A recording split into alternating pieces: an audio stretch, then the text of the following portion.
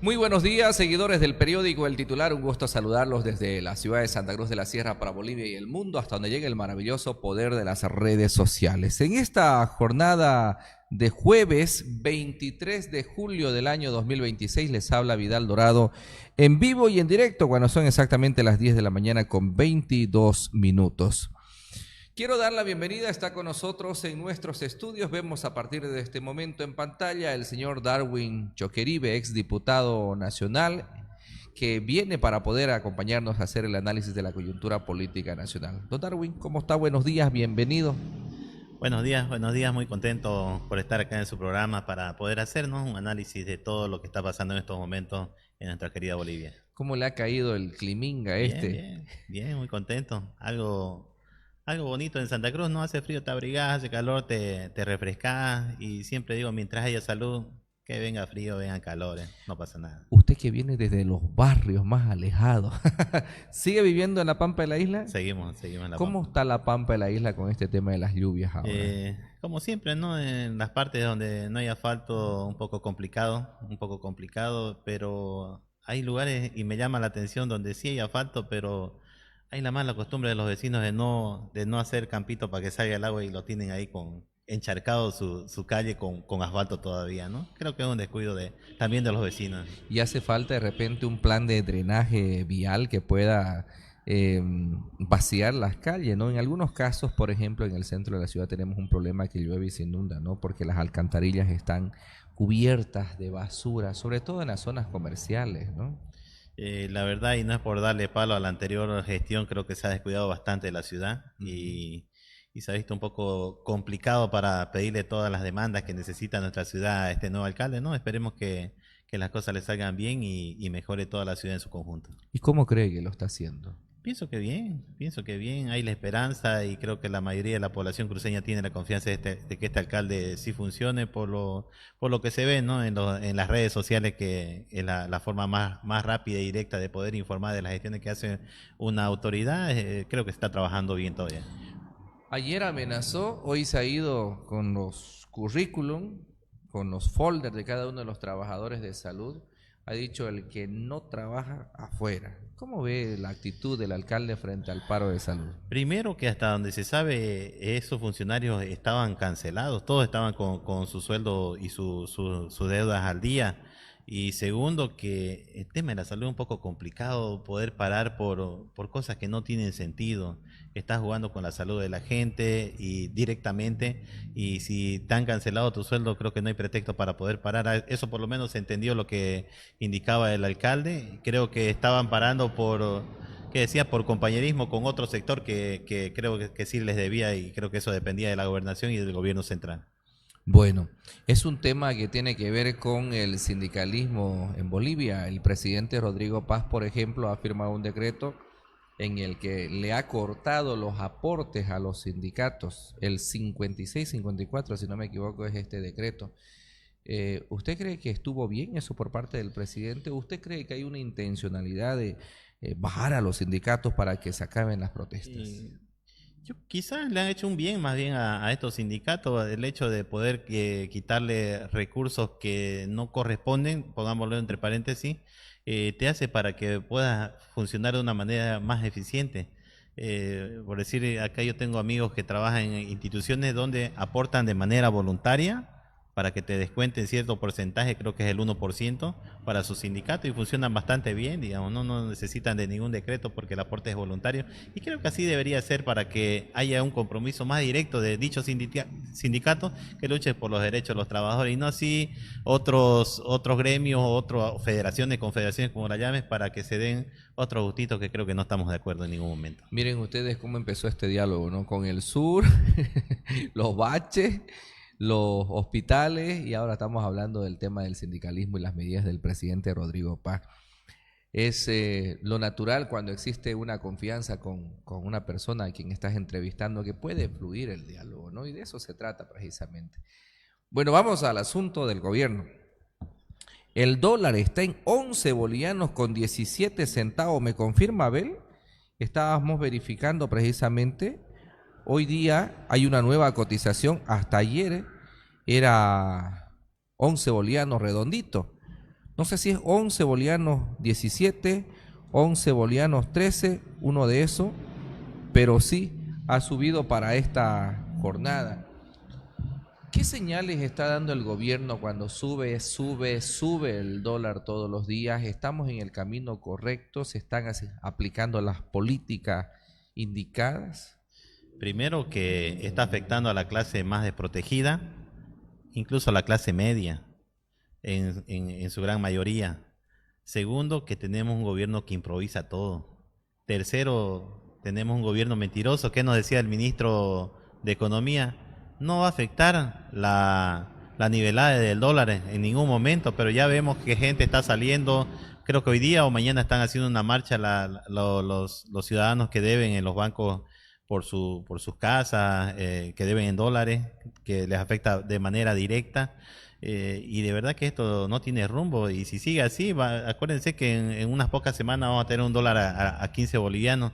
Decían algunos entendidos en la materia que si es que el gobierno central no o el Banco Central no inyecta dólares a los otros bancos, esto va a seguir en su vida. Por lo tanto, totalmente un gobierno que improvisa, ¿no? Y lo que improvisa lo hace mal, generalmente sale mal, y esos son los resultados que estamos viendo en estos momentos. ¿En qué está fallando el gobierno? En hacer caso a las medidas del Fondo Monetario Internacional, y lo dijo claramente y nuevamente repito al ministro de Economía, son líneas que no da el banco, el Fondo Monetario Internacional, para poder acceder creo que son 2.500 millones de dólares que se están prestando, y esto seguramente que, y de libre disponibilidad, todavía cosa, ¿qué te quiere decir eso? Que van a estar en lo que ellos vean necesario. ¿Qué van a hacer? Tapar los huecos. Y lamentablemente esas deudas se tienen que pagar, y quienes van a pagar somos nosotros los bolivianos. Esto afecta bastante, y nuevamente repito, creo que tenían razón nomás los sectores populares cuando salieron a las calles. ¿Para qué? Para que no pase precisamente lo que estamos viendo en estos momentos, empobrecer a la gente cada día, y esto lo pagan los bolivianos. Bueno, sabemos cómo está la situación, no hay combustibles, los precios de los productos de la canasta familiar están elevados, el dólar continúa en ascenso permanentemente. ¿Qué debe hacer el gobierno para enfrentar estos problemas que lo están asfixiando el día de hoy? Voy a ser sincero y directo, irse a su casa. Tienen que irse a su casa. Están haciendo bastante daño a los bolivianos. Esperanza en ellos no hay, porque nos mienten en todo momento. Solamente un ejemplo le doy que pasó con los combustibles. Era el anterior gobierno que lo hizo mal. Nos dejaron los tanques de almacenamiento sucios, por eso está el combustible basura. Están cambiando los transportadores, le están echando aceite a la gasolina. Son los bloqueos, pero nada de eso es cierto.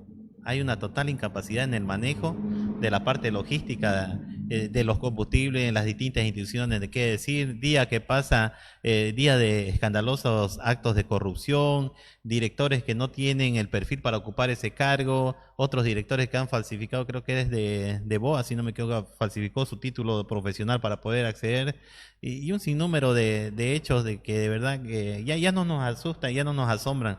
Vemos en todo momento una total gestión bastante pésima de este gobierno, y nuevamente repito, creo que deberían irse a su casa. Mire usted, seguramente el gobierno no se va a ir, ¿no? Seguramente el gobierno va a echar raíces y va a hacer lo posible para quedarse de ahora en adelante.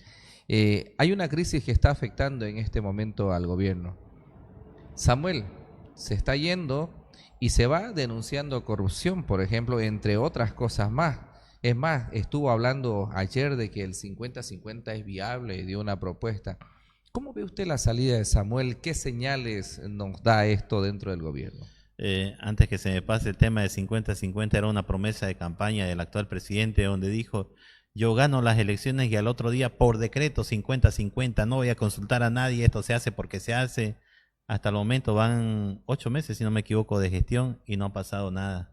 Segundo, el tema del señor Samuel, bueno, pues no, dice que va a renunciar o que ya se ha ido del gobierno, pero si vemos a su ministro, puesto por él al ministro de la presidencia, puesto por él al ministro de Economía, que lo está haciendo bastante mal, siguen todavía en el cargo, ¿no? Y qué otro, no sé, creo que tiene algunos viceministerios más por ahí, pero lo vemos todavía esa gente puesta por él que sigue en el gobierno, así que me imagino que siguen cogobernando.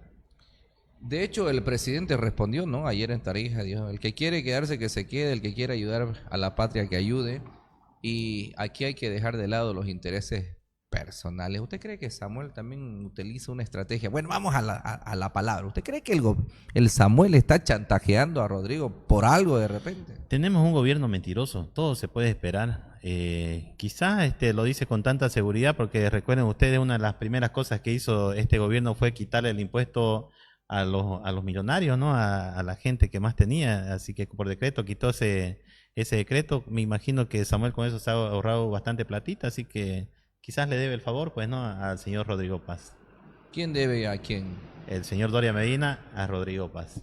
¿Usted cree que Samuel está sometido a Rodrigo? Yo creo que sí, pues, ¿no? Que te perdonen millones de bolivianos en impuestos a la fortuna. Me imagino que quizás pasa por ahí. ¿Qué otras cosas más tendrán, no? Que no las sabemos, pero de lo que sí están gobernando, creo que todos lo sabemos y estamos seguros que así está haciendo.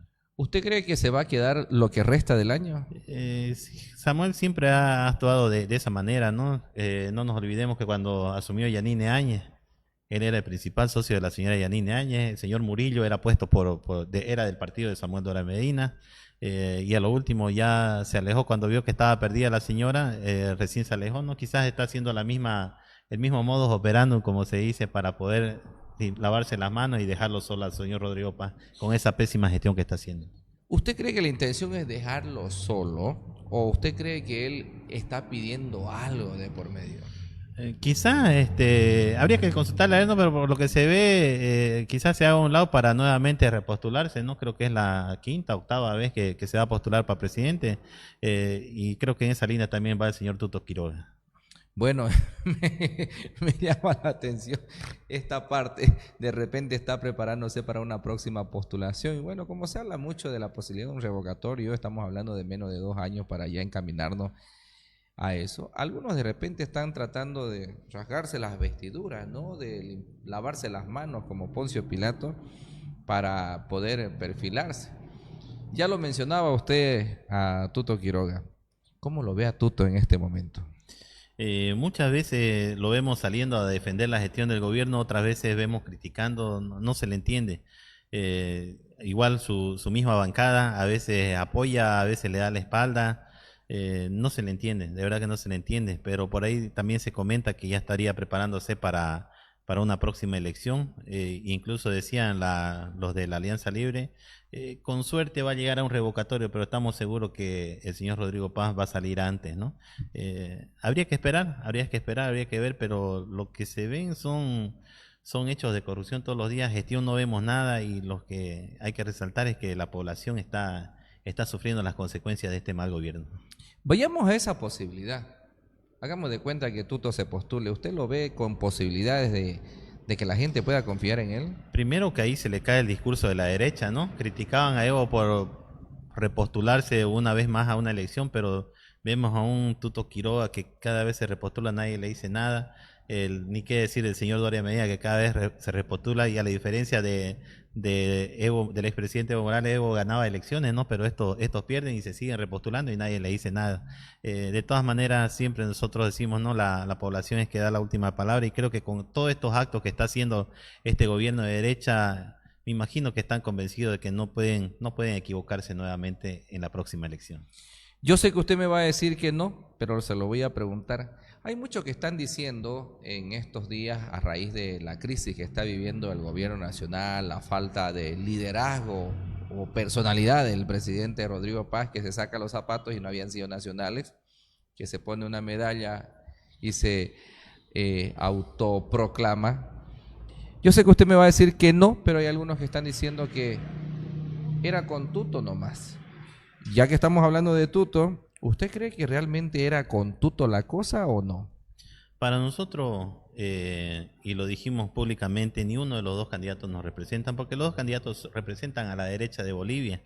Creo que pasaría por el mismo lado, creo que las consecuencias serían las mismas y los resultados serían los mismos, porque ellos siguen una línea, y es la línea que les da el país del norte. Prácticamente yo creo que van a seguir, y lo dijo públicamente en su momento Tuto Quiroga, ¿no? Vamos a sacar crédito, vamos a alinearnos a los créditos del Fondo Monetario Internacional. ¿Y qué te dice el Fondo Monetario Internacional? que apliques las mismas medidas económicas, las que está haciendo en estos momentos Rodrigo Paz, como que la nivelación de los combustibles, la nivelación del dólar y otras medidas más que en estos momentos no lo tengo, pero están siguiendo esa misma línea que eso afecta directamente, especialmente no a la clase media y a la clase baja de Bolivia. Lo estamos viviendo con Rodrigo Paz. Todo el mundo ve, ¿no?, lo que está pasando con el tema de los combustibles, el alza del dólar, el encarecimiento de los productos de la canasta familiar. ¿Cómo se lo imagina usted un gobierno, cómo se lo imagina usted el país en manos de Tuto Quiroga? Prácticamente lo mismo. Nuevamente repito, para nosotros entre Rodrigo Paz y Tuto Quiroga es lo mismo porque sigue la misma línea de forma de gobernar de la derecha, ¿no? Y ellos son partidos o agentes o líderes de derecha, caso contrario a nosotros, a la línea que nosotros siempre hemos seguido, donde pasaba lo contrario.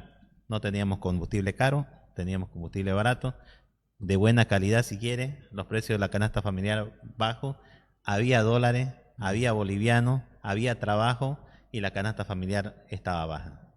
Perfecto.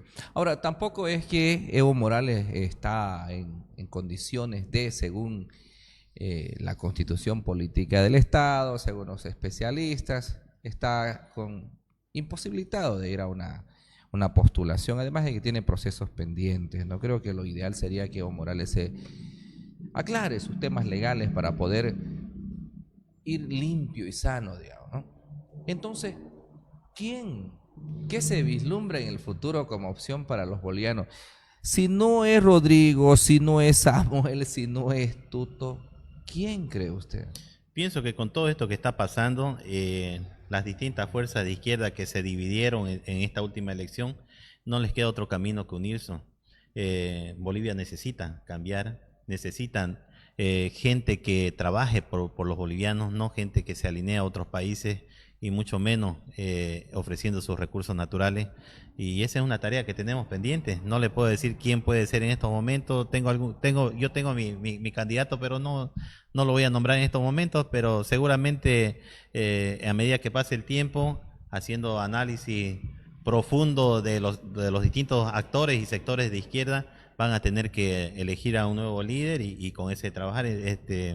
Lamentablemente o para suerte de algunos, el expresidente Evo Morales sabemos que en estos momentos está inhabilitado por ley.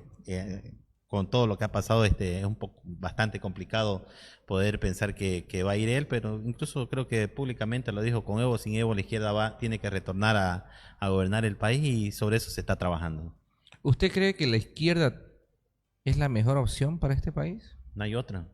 Sabemos, y no es que lo dice Darwin, simplemente comparemos los 14 años que estuvo la izquierda, antes de los 14 años y después de los 14 años, desde que comenzó Yanine. No le voy a decir que Lucho era de izquierda, porque una vez Lucho Arce asumió el gobierno, se alineó a la derecha y nos dio la espalda a la izquierda. Bueno, perfecto. Don Darwin Choqueribe, ¿usted es nacido en Santa Cruz? Sí. ¿En qué parte de Santa Cruz? ¿La ciudad? En la ciudad misma, aquí bien cruceño, ¿no? Le hago esta pregunta, tome su vasito de agua. Le hago esta pregunta porque usted sabe que Santa Cruz se ha convertido en la ciudad que acoge a todos los ciudadanos del resto del país y del mundo, ¿no? Tenemos paceños, orureños, y de un tiempo a esta parte el crecimiento poblacional y demográfico ha hecho que los recursos se vean menguados o no abastezcan, más aún con que la gobernación no recibe ya los recursos de antes del impuesto directo a los hidrocarburos. Se ha encaminado una nueva lucha, la del 50-50. ¿Qué es justo? ¿Qué es justo para la región? ¿Qué es justo para los departamentos de que se pueda llegar con estos recursos? Pero no sé si es el camino correcto, no sé si es la forma correcta. Los gobernadores han planteado que se empiece con el impuesto a las transacciones. Ese impuesto a las transacciones que en campaña el gobernador Juan Pablo Velasco dijo, no, eso hay que eliminar. No sé si se acuerda o no. Ahora se agarra de eso para iniciar la campaña. ¿Cómo ha visto el planteamiento de los gobernadores en torno al 50-50 y cómo ha visto usted la postura del gobierno o del presidente concretamente, que ofreció 50-50 y en 8 meses no cumple? Primero, que al parecer el presidente lo que está buscando simplemente es la foto. tratar de demostrar que está coordinando con los distintos gobernadores, excepto el de Cochabamba, tengo entendido que no lo ha invitado al gobernador Loza, y eso está mal. Creo que al de Potosí tampoco lo ha invitado, así que aparentemente está trabajando con 7 gobernadores. Segundo, que el tema del 50-50 lo están quizás utilizando para tratar de calmar a la población. Estamos viviendo una crisis económica, no hay trabajo, las cosas están caras y bueno, ya nombramos lo demás. Y quizás para darle una esperanza a la población, pero acuérdense que hasta supuestamente el 2027 van a estar con el IT al 50-50 y no va a pasar nada. Esto tiene que pasar por un análisis profundo. No hay recursos, no hay ingresos, no hay exportación que pueda sustentar lo que estamos viviendo en estos momentos, y creo que deberían preocuparse más bien en ello, en tratar de producir, tratar de cómo captar divisas para nuestro país, pero sin embargo vemos que se están llevando el oro por abajo sin pagar ningún impuesto y una serie de irregularidades. No creo que prospere mucho. La gente generalmente tiene ese chip de que entran nuevos gobernantes y las cosas van a mejorar, pero hasta el momento no estamos viendo mejora alguna, ni en la gobernación, ni mucho menos en el gobierno nacional. Mire usted, hay que producir. ¿Y qué cree usted que puede producir el gobierno? ¿Qué cree usted que pueden producir las gobernaciones en particular? Tienen distintas formas de cómo generar. Yo lo decía en su momento, en la anterior entrevista, sabíamos que se iba a terminar el dólar. ¿Qué teníamos que hacer? ¿Qué tenía el plan en ese momento el gobierno del Perdón, MAS? los combustibles, el petróleo, no el dólar.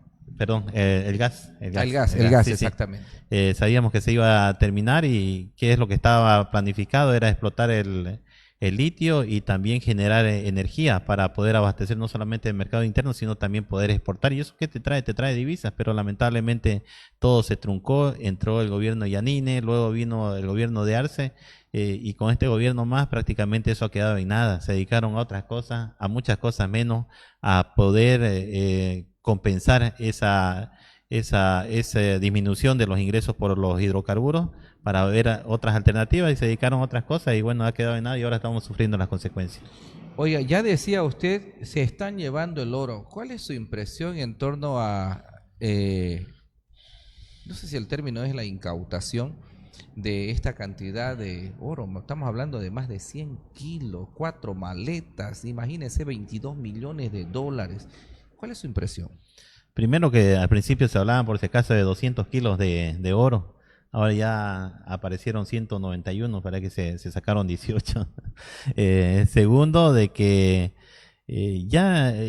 nosotros siempre escuchábamos de que sí se llevaba oro, pero nunca, digamos, de esa manera, de una manera bastante descarada ya, y por el aeropuerto todavía de Virubiru. Y le añado un dato más que nos ha llegado, de que ese oro había llegado en otro vuelo de La Paz. ¿Cómo han podido transportar? ¿Cómo no se han podido dar cuenta?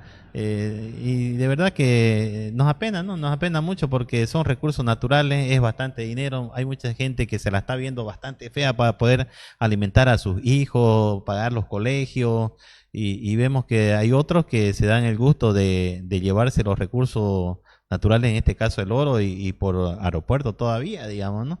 Ojalá que se pueda dar con todos los responsables, tanto materiales como intelectuales, y ahí hay un desafío grande para la justicia.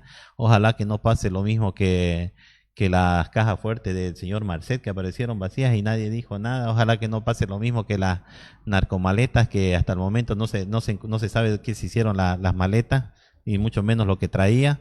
O lo mismo de las narcomaderas, ¿no?, que incautaron en Chile, que el gobierno había dicho hace algunos días que supuestamente estaba todavía en tela de juicio, que era un análisis preliminar lo que hicieron, donde la misma justicia de Chile hace unos días ha ratificado de que sí era droga lo que se encontró en esa incautación bastante grande de droga.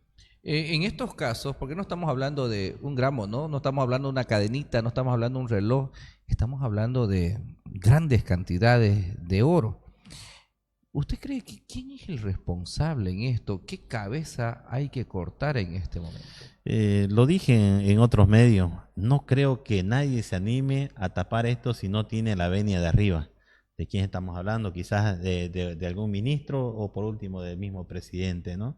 Ojalá que no sea el presidente, ¿no? Pero yo creo que por lo menos debe ser algún ministerio que debe estar avalando toda esta irregularidad que está sucediendo, porque si tú eres gerente de una institución, difícil que te animes a avalar esto sin que el jefe o el de arriba no lo sepa. Ujú. Usted que ha sido diputado nacional sabe cómo se manejan las estructuras del Estado. ¿Quién es responsable en este caso? Aduana. Aduana. Hay aduana en el aeropuerto y ellos son los encargados de que deberían estar alerta. Esto tengo entendido que ha sido un policía o la policía que ha detectado, pero de todas maneras hay responsables y ojalá, nuevamente repito, no, ojalá que no pase lo mismo que las narcomaderas, que las narcomaletas, donde poco más y le dan un reconocimiento a la cabeza de aduana en este caso. En orden de estructura, ¿quién maneja la aduana? Ministerio de Economía y Finanzas, En este caso, el señor Espinosa. Espinosa es el indicado a dar la cara, a hablar, a explicar. Debería, bueno, pero hasta el momento no vemos nada. ¿Usted cree que hay mandos medios o mandos inferiores que tienen que ver con esto también? Seguramente, ¿no? Seguramente, nuevamente digo, no es fácil poder transportar tanto oro, semejante valores que implica ello, sin que no haya una estructura grande que avale esta irregularidad. Ujú. Cuando ocurrió lo de YPFB, le echaron la culpa a los funcionarios que eran de la anterior gestión. Es más, dijeron que habían ensuciado, creo, los depósitos, habían hecho una mezcla, le habían echado alquitrán, etcétera, etcétera, etcétera. ¿Qué cree que van a decir ahora? ¿Será que le van a echar la culpa a los funcionarios de la anterior gestión que todavía están en la aduana? Primero, yacimiento, un poquito para que sepa y aprovecho su micrófono. En yacimiento no habían masistas. Estos 14 o póngale los 5 años de Arce más los 19 años, nunca entraron los masistas a trabajar a yacimiento. Esa era nuestra pelea nosotros como dirigentes, como diputados, porque siempre han estado la misma gente de gestiones anteriores. Y lo mismo que pasa en aduana. En aduana no podía haber un masista trabajando. Eran lugares donde no entraban masistas. ¿Dónde entraban los masistas? En la Bimodal, entraba en Senasac, si querés, digamos, pero en estas instituciones clave no entraban los masistas. Eso que dicen, los masistas siguen los masistas, mentira, totalmente falso. Eran lugares donde nunca entraron, ni para barrendero lo contrataban a los masistas, por si acaso, por si no sabía. Lo mismo pasa en aduana. Si tuviera usted que darle un calificativo al tema del oro, ¿cómo lo llamaría usted? Un calificativo, un escándalo, ¿no? Escándalo y vergüenza nacional, porque eso es lo que se ve. Antes, si querés, Bolivia era reconocida por las medidas económicas que implementaba, era el país que más crecía en América Latina y ahora Bolivia se lo conoce como un lugar donde abunda el narcotráfico, la corrupción y la ilegalidad, y en este caso, esto que estamos viendo que está pasando con el oro. Perfecto. Don Darwin Choqueribe, gracias por venir. Feliz Día de la Amistad. Gracias por ser un buen amigo, amigo mío, amigo de mis colegas de este medio de comunicación. Siempre bienvenido aquí. No, agradecerles siempre a ustedes y de lo mismo, ¿no? Feliz día a ustedes y a todo su equipo que tienen en estos momentos trabajando en este lindo proyecto. Gracias. Que tenga buen día. Seguidores del titular, los invitamos a ustedes a compartir esta entrevista. Si desean dejar sus comentarios, háganlo en el marco del respeto. Miren ustedes en lo que hemos finalizado. Escándalo y vergüenza nacional el asunto del oro. Ese oro que se estaban llevando, ese oro de los bolivianos. Mientras algunos la están pasando mal, otros se están llevando los recursos naturales, lo dice el exdiputado nacional Darwin Choqueribe. Les habló Vidal Dorado, que tengan buenos días. Permiso.